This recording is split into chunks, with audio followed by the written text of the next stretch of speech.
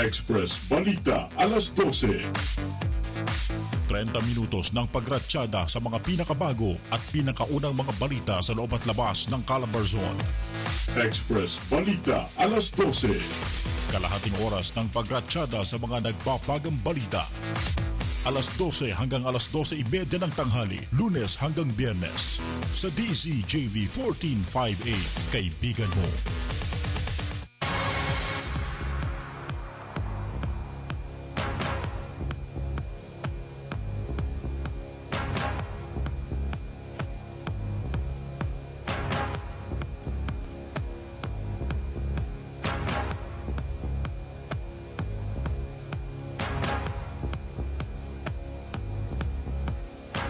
Oras mga kaibigan, ganap ng 3 minuto makalipas ang alas 12 ng tanghali.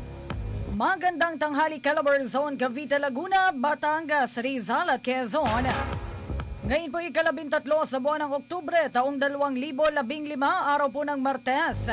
Ito ang DZJV Express Balita alas 12. Kami po ang inyong mga tagapagbalita, Yvonne Castillo at Paulo Gutierrez. Para sa mga tampok na balita ngayong tanghali.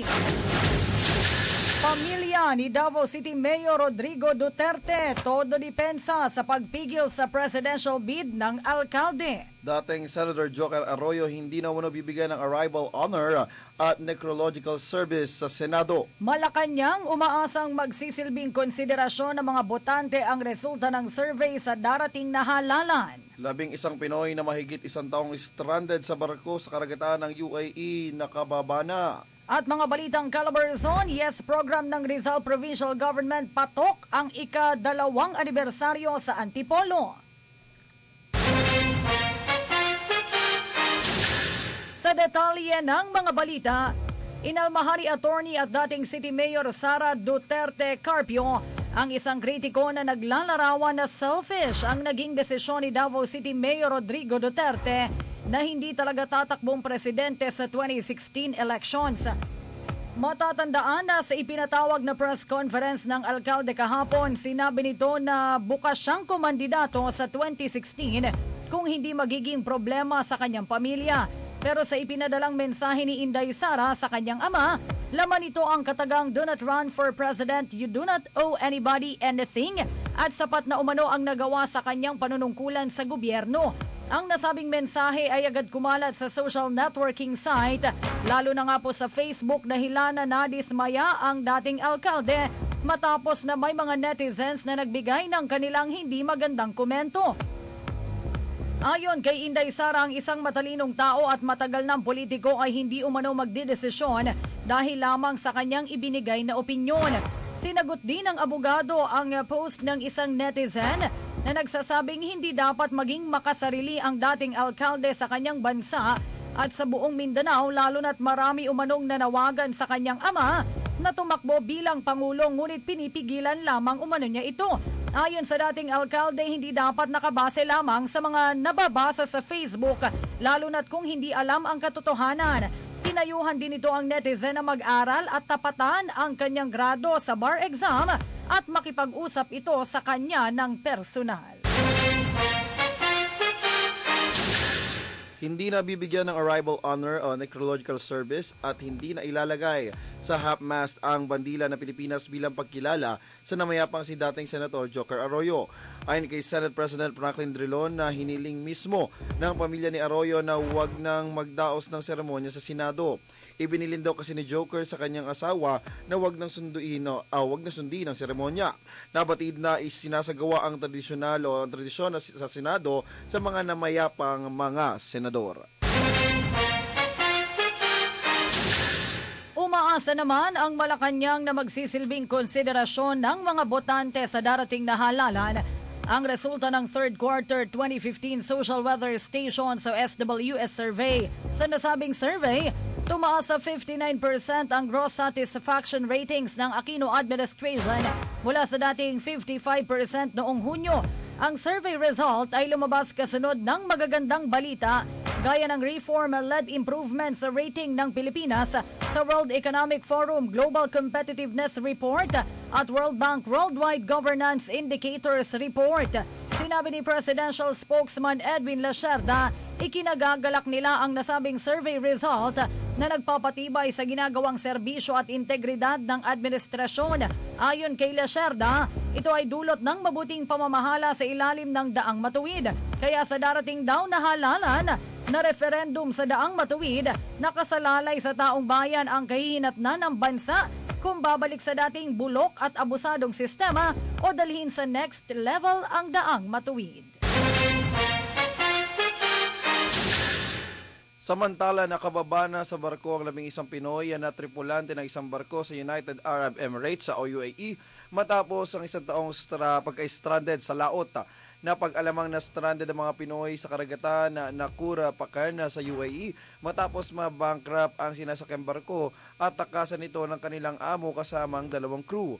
Bagamat may supply naman daw na pagkain na tubig sa barko ay hindi pa rin naging madali sa mga Pinoy ang pamamalagi sa karagatan lalo na't wala silang natatanggap na sweldo. Sa ngayon, nakikipag-ugnayan na ang Filipina Consulate sa Dubai at Northern Emirates kasama ang Philippine Overseas Labor Office sa may-ari ng barko para malaman ang kanilang susunod na mga hakbang. Mga balitang Calabar Zone.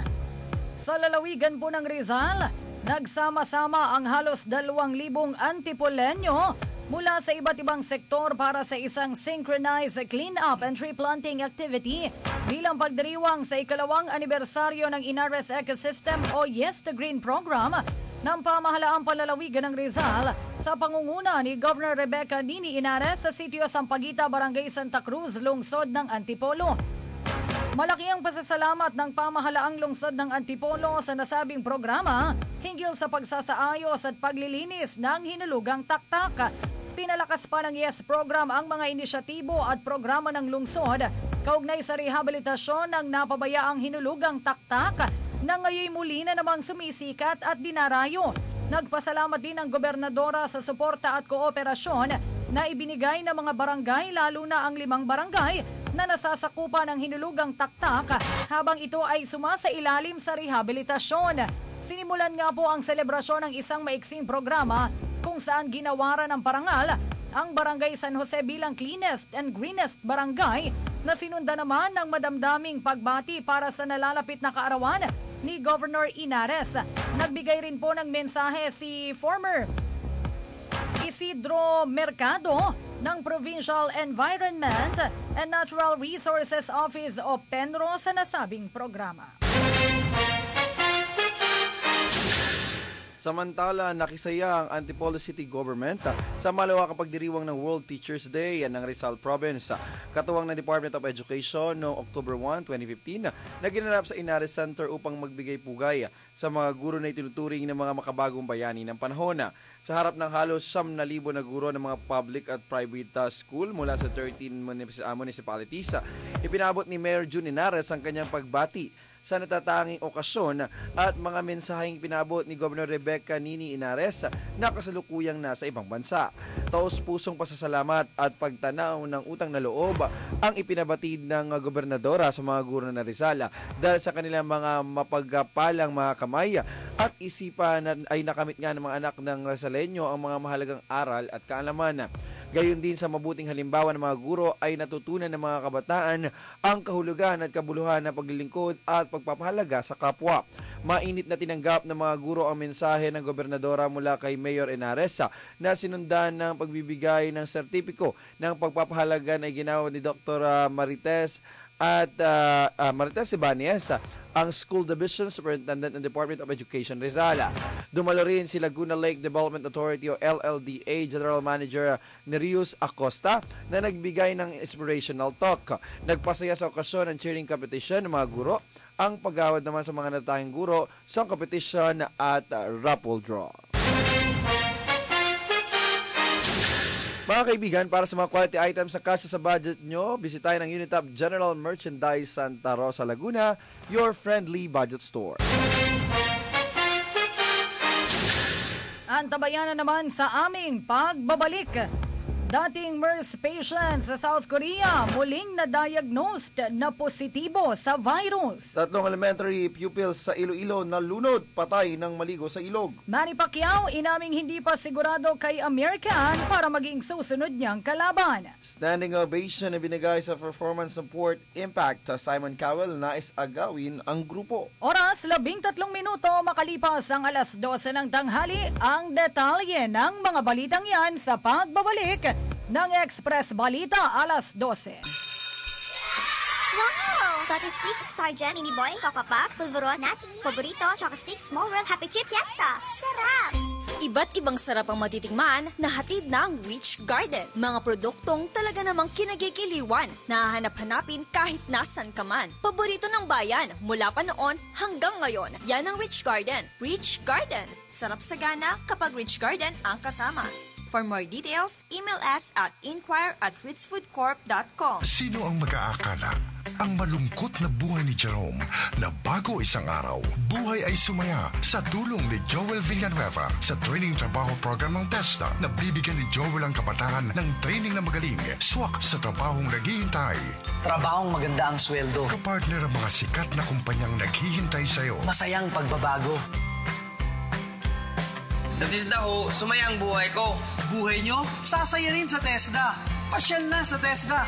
Ay, girl, ayun na yung crush ko. Ang bango. Ano kayang perfume niya? Ano ka ba, girl? Prescripto perfume yun. Ang bango, no? Bibili na rin ako ng Prescripto perfume para mapansin niyo na rin ako. Prescripto perfume is located in Calamba, Laguna, Alabang, and Cavite. Call 0925-800-4583 and you may visit their website at www.prescripto.net. Business advice, issues, and problems? Easy lang yan. Presenting businessmango.org. Para sa mga SMEs at nagpaplano palang magnegosyo, we give you useful insights for decision making. Businessmango.org, providing access to fun and easy to understand business insights for free. For business questions, email us at insights@businessmango.org. Express Balita alas 12. 30 minutos ng pagratsyada sa mga pinakabago at pinakaunang mga balita sa loob at labas ng Calabarzon. Express Balita alas 12. Kalahating oras ng pagratsyada sa mga nagpapagang balita. Alas 12 hanggang alas 12:30 ng tanghali, Lunes hanggang Biyernes. Sa DZJV 1458, kaibigan mo.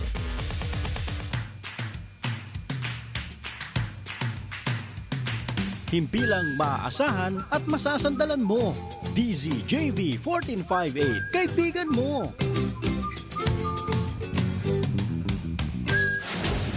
Balita sa Ibayong Dagat.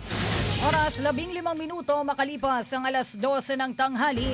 Panibagong kaso ng Middle East Respiratory Syndrome o MERS coronavirus ang naitala ng South Korea. Ayon sa Health and Welfare Ministry, isang 35 anyos na lalaki ang nakakonfine ngayon sa Seoul National University Hospital.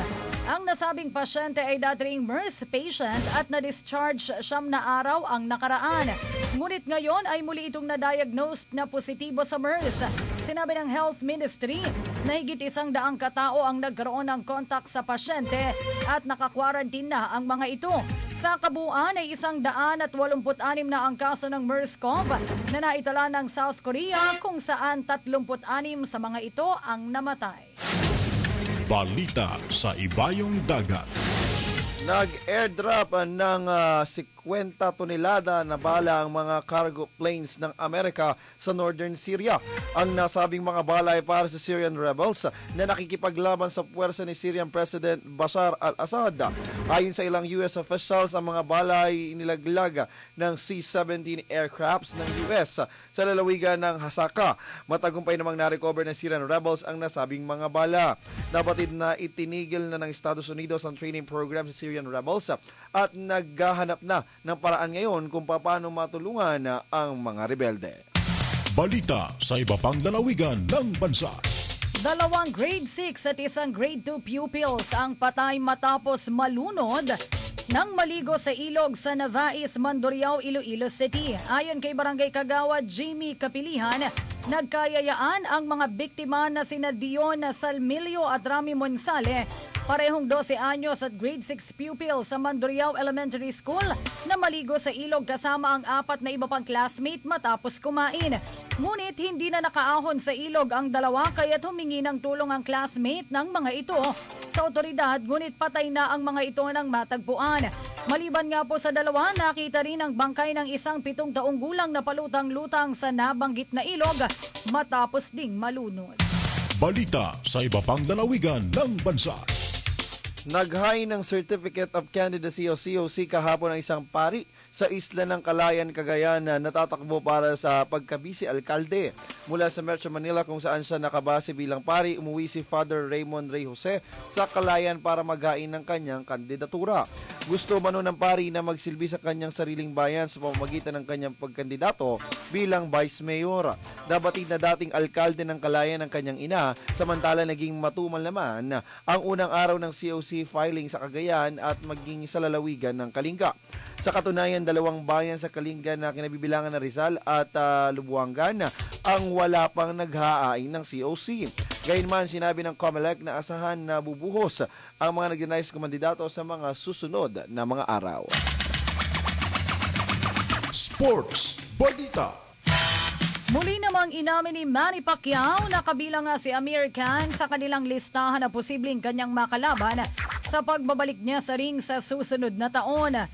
Sinabi ni Pacman habang nasa New York upang tanggapin ang 2015 Asia Game Changer of the Year Award, si Khan ay kasama sa ibinigay na pangalan ng Top Rank Promotions pero wala pa umano itong kasiguraduhan. Wala pa naman anyang pinal na desisyon hinggil dito. Sa issue naman kay Floyd Mayweather Jr., gusto raw ni Pacman ang rematch pero kung retire na talaga ang American undefeated boxer ay wala na siyang magagawa. Ayon pa kay Manny, maaaring sa buwan ng Nobyembre o Disyembre ay unti-unti na siyang magsimula sa training. Sa ngayon anya ay nasa 80 hanggang 70% na magaling ang kanyang kanang balikat dahil sa rotator cuff injury. Kwento pa ni Pacman, maaari siyang lumaban sa buwan ng Marso. Sports Balita. Samantala, pinayuko ng kapwa Super Grandmaster na si Hikaru Nakamura si Wesley So sa kanilang tiebreaker match dahil dito naglaho na ang title retention bid ni So sa 2016 Millionaire Chess Open sa Las Vegas.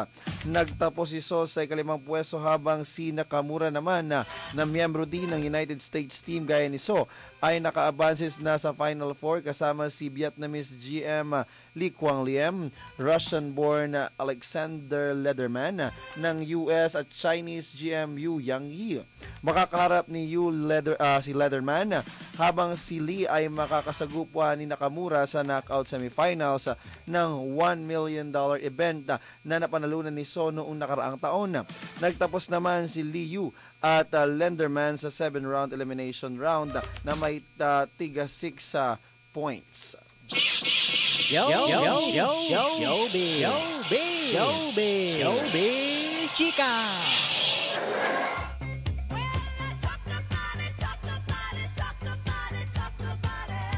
Showbiz Chika na po tayo mga kaibigan at syempre ihatid sa atin yan ang ating resident chismaker, Erica de la Cruz. Hi! How are you today? I'm doing good. I'm doing good. Hindi ka naman yata nagkasakit eh. Ayan tayo. Choose mo lang yata kami. Kahapon ba sila nagte-text sa akin? Totoo ba yan o fake? Grabe. Fake yan, fake no? Feeling ko fake. Grabe kayo. Dapat pala tinext ko, fake ka, grabe. Grabe kayo. Hindi ako naniniwala, dapat ganun ka pa rin. Ay, kailangan gano'n. Siyempre. At para po sa ating showbiz chika. Pag gano'n ba yung boses ko, hindi rin ako papasok. Tingnan mo, di fake, lalong fake. Kasi, bakit? Fake. Kasi hindi ka nga ganun magsalita. Hindi, kung ganun pa nga lalo yung boses ko ngayon. Ano ba yan? Alam mo to? Naku. Bakit? Bakit? Wala. Sakto nga, di ba? Sakto. Talaga kahapon. Hindi ko ginawa ng paraan. Hindi ako nakinig kahapon. Grabe, fake. Anyway, showbiz chika tayo ha. Tuloy-tuloy ang pamamayagpag ng Filipino Quartet na Fourth Power, Fourth Impact sa X Factor UK. Sa kanilang performance para sa 6-chair challenge, napabilib ng magkakapatid na Almira, Selena, Maylene at Irene ang judges sa kanilang rendition ng Show Me How You Burlesque ni Christina Aguilera. Ayan binigyan ng mga ito ng standing ovation ng mga judges at pati na ng mga audience. Ayon kay Rita Ora na isa sa mga judges, absolute perfection. Ayan, ang naging performance ng Fourth Impact. Accent? Absolute perfection. Okay. Para naman kay Simon Cowell, amazing. Amazing ang Pinay Sisters. Ayon pa kay Cowell, mamahalin ng British public ang Filipina Quartet. Tinangkapang sulitin ni Cowell ang grupo nang sabihin kung gusto ng Fourth Impact na sumali sa overs category na kanyang hawak. Nabatid na ang singer na si Cheryl Fernandez Versini ang mentor ng Fourth Impact. Maging ang mga kapwa contestants ay nahalata na gustong-gusto ni Cowell ang Fourth Impact. Sa kabuuan ng performance, kitang-kita na nakikijamming si Cowell sa mga ito. Simon Cowell po. Minsan lang magkagusto tong si Simon Cowell siya yung sa mga nagpaano talent. sa One Direction. Siya yung humandel. Yes, oo. Yes, oo. Ang ilang kalaban ay hanga din sa galing ng Filipina singers habang iba ay nababahala dahil mahirap umanong talunin ang Fourth Impact. Sa susunod na linggo malalaman kung makakapasok ang Fourth Impact sa final 24 acts ng X Factor UK para sa Judges House. Good luck! Good luck! Mukhang okay na sila, no? Feeling ko makakapasok. Malay mo, sila pa yung manalo. Kasi kung gusto May ni... voting din ba yan? May voting din yan, no? Hindi ko alam. Siguro. Meron din, no? Meron to text votes. Pero alam mo naman. Pero good luck sa magkakapatid na ito. Sana ay makuha nila ang panalo. Ang corona. Ayan. Samantala, mahalagang-mahalaga ito para sa ekonomiya ng ating bansa. Inanunsyo mismo ng aktres na si Pauline Luna na sa January 2016 gaganapin ang pag-iisang dibdib nila ng co-host na si Vic Soto. January? Hindi pala ngayong taon, next year. Yes, ito nga ay taliwas sa mga unang impormasyon na kasabay ng Pasko. Ngayong taon sila ikakasal. Ang galing naman kasi ng mga tao, sila yung nagdidikta ng date. Oo nga. Ayon sa 26-year-old actress, hindi muna niya sasabihin ang eksaktong petsa sa Enero dahil gusto ng kaniyang fiancé na sabay silang mag-a-announce pati kung sino-sino ang mga kasama sa entourage ng kanilang kasal. Sabay talaga 1, 2, 3. January, ganon. Sabay na sabay. Ngayong buwan ng Oktubre ay ilalabas na ng future husband and wife ang save the date card sa mga iimbitahan nilang guests sa kanilang kasal. Samantala, hindi raw na pag-uusapan ni Luna. I-expect ka ba dyan ng invitation? Hindi. Hindi ka ba close sa kanila? Hindi ako masyadong close sa kanila. Parang ayaw mong maging close sa kanila. Okay lang sa akin na hindi. Samantala, hindi raw na pag-uusapan ni Luna at Soto ang prenup o yung paghihiwalay ng kanilang mga kayamanan. Ari-arian. Para sa wife-to-be ng 61-year-old comedian, nakakawalang respeto sa babae kung magkakaroon pa ng prenup agreement. Actually, kasi parang mong pinagdududahan yung yung babae pag gano'n. So, ibig sabihin, talagang iniisip mo na kayamanan lang. Gold digger. Gold digger pala. So, yun. Maganda din naman. Kasi si Pauline din naman, may sarili din naman siyang kumikita din naman Saka siya. may trabaho siya. Stable din naman yung trabaho niya. Pareho silang artista. Maayos naman ang kanilang buhay. Sa palagay ko, okay lang din naman na Saka hindi naman kasi maganda, di ba, magiging mag-asawa kayo tapos dahil lang sa pera, di ba? Tama. Magkakaroon ng issue. May hinihugot ka ba dyan? Hindi naman. Hindi kasi ang sagwa lang talagang pakinggan kapag may prenup. Di ba? Alam ko si Chris Aquino saka si James Yap dati meron nga. Hindi, parang yata muna hindi nagkaroon ng prenup kasi nagamit yata ni James Yap yung para kay Dean B before. Saka yung kay Josh. Saan niya ginamit? Hindi, kasi yata nung nagka-problema sila, yung conjugal property nga. Medyo naging issue din yun sa kanila kasi diba, mayaman nga si Chris Aquino. Oo, kung pareho naman kayong kumikita, okay lang. At kung hindi naman kayo mayaman, ba't kailangan nyo pa nito? May movie pa man din ngayon na prenup. Oo nga, si Jeneline Mercado, si Sam Melby. Sam Melby. Oo. Oy guys pwede pa kayo humabol sa ating pre-screening ng Kaibigan Superstar hanggang Friday yan. Nako! Yes, dahil pag natanggap kayo sa sa aming pre-screening ay automatic na pasok na kayo sa aming audition elimination round. na gaganapin sa Sabado October na yan. 17. Sabado, kayo ba excited? Kami ay kinakabahan na. Ilang tumbling na lang yan. Ano ba yun? Oo. Thursday, Fridays. Ilang 4 tumblings na lang. Nakakatawa naman. 4 na kembo. Kita-kita po tayo dyan sa Sunstar Mall. 1 p.m. to 6 p.m. Yes. Pero guys, pwede na kayo magpa-pre-screening dito sa amin hanggang 5 p.m. hanggang Friday. Oo. Para kung matatanggap kayo, automatic na pasok Meron na kayo. Kayong number. Oo. Hindi na kayo pipila ng mahaba. Ayan, may nag-inquire na rin ulit sa atin sa Facebook. Pupunta na lang daw siya before 1 p.m. Dapat Today? agahan. Hindi, sa Sabado daw. Sa Sabado. Kasi wala talaga silang time. Yung lalo na yung mga estudyante. Ay, nakakatuwa. May mga nag-pre-screening sa atin ng mga estudyante. No? Siyempre, alam naman natin, no? Kailangan ng estudyante ng pera. Budget. Projects, thesis, lahat-lahat, pambala. Oo, kasi ganun talagang medyo buhay 7 years na sa college. 7. Grabe Bakit repeater? Huwag kang dyan, 7 years ako sa college. Ay, oo, kasi ikaw, nag-shift ka ata ng course. Nag-shift ako. Ganun talaga, pag hindi desidido dun sa kinuhang course. Business administration. Ganun talaga pag hindi desidido dun sa kinuhang course. Umaabot ng 7 years. Ngayon, mahaba pa yung storya natin. Oo, Iiyak kaya pa ako. dahil pag kinuwento ko pa sa iyo pala. Kaya dahil dyan, yung pang-ating showbiz chika, bye! Showbiz chika! At sa inyo mga balitang tampok sa Express Balita alas 12. Para sa mga komento, maaaring tumawag sa 502-9721. Or mag-text sa 0999-840-1043, 0906 sa 544-1458 o di kaya naman sa 093228-3828. Manatiling nakatutok sa impilang kaibigan mo, DZJB 1458. Dito ka na sa Mike. Antabayan na naman ang programang Kaakibat. Kasama po ang ating mga kaibigan Daniel Castro at Ria Andrade. Sa ngalan po ng ating mga field correspondents na kasama din natin sa technical side kaibigang Bernie Permalino. Kami pong muli ang inyong mga naging tagapagbalita. Siya si Paolo Gutierrez. At siya naman si Ibon Castillo. Oras po natin, alas 12:29 na ng tanghali. Bangon Bagong Pilipinas! Express Balita, alas 12. 30 minutos ng pagratsyada sa mga pinakabago at pinakaunang mga balita sa loob at labas ng Calabar Zone. Express Balita, alas 12.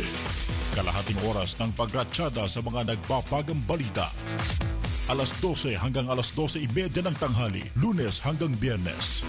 Sa DZJV 1458, kaibigan mo.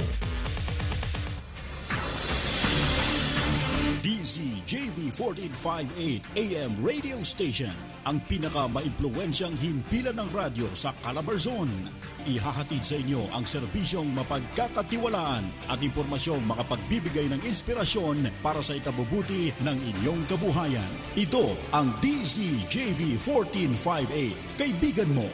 Kaya dito ka na sa May K. Handog ay paglilingkod sa bayan at sa Diyos.